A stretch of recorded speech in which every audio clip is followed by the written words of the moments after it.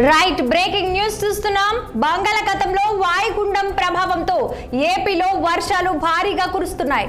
2 రోజులుగా ఏకదాటి వానలకు పార్వతీపురం మన్యం జిల్లాలో అరటి తోటలు ధ్వంసమయ్యాయి. వీరఘట్ట మండలంలో ఈదురుగాలులతో కూడిన భారీ వర్షాలు బీభత్సం సృష్టించాయి. వర్షాలకు కంబర వలస, చిట్టపూడి వలస, దశవంతపురం తదితర గ్రామాల్లో అరటి తోటలు పూర్తిగా దెబ్బతిన్నాయి.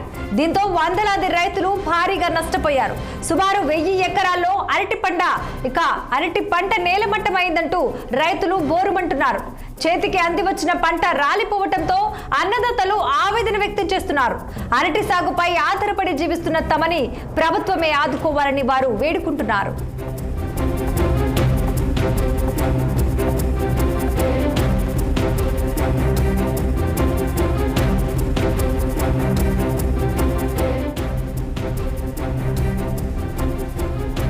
బంగాళాఖాతంలో వాయుగుండం ప్రభావంతో ఏపీలో వర్షాలు భారీగా కురుస్తున్నాయి.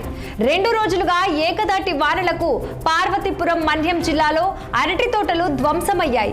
వీరఘట్ట మండలంలో ఈదురుగాలులతో కూడిన భారీ వర్షాలు బీభత్సం సృష్టించాయి. వర్షాలకు కంబర వలస, చిట్టపూడి వలస, దశవంతపురం తదితర గ్రామాల్లో అరటి తోటలు పూర్తిగా దెబ్బతిన్నాయి. దీంతో వందలాది రైతులు భారీగా నష్టపోయారు.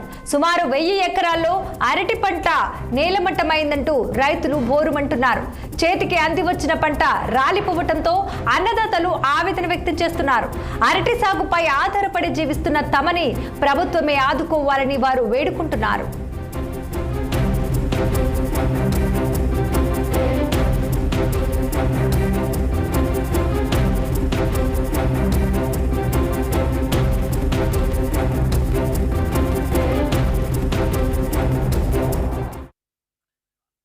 మాది ఈ అరటి తోటలో జీవన విధానం. మాది గత 25 సంవత్సరాలు 30 సంవత్సరాల నుంచి ఇదే మాకు జీవన ఆధారము.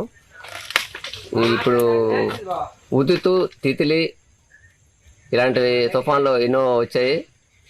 అదే ఆ విధంగా ఈ సంవత్సరం కూడా సేమ్ లాగా మనకి ఈ గాలి వేయడం జరిగింది.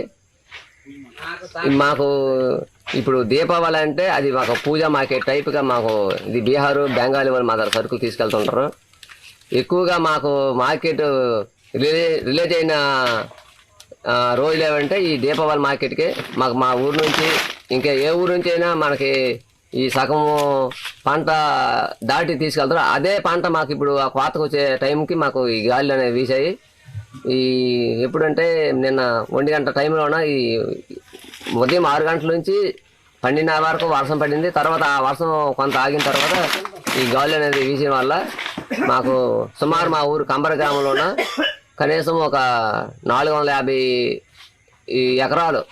ఎకరాలు అరటి నష్టం జరిగింది. మాది ఈ అరటి తోటలో జీవన విధానం. మాది గత 25 సంవత్సరాలు 30 సంవత్సరాల నుంచి ఇదే మాకు జీవన ఆధారము.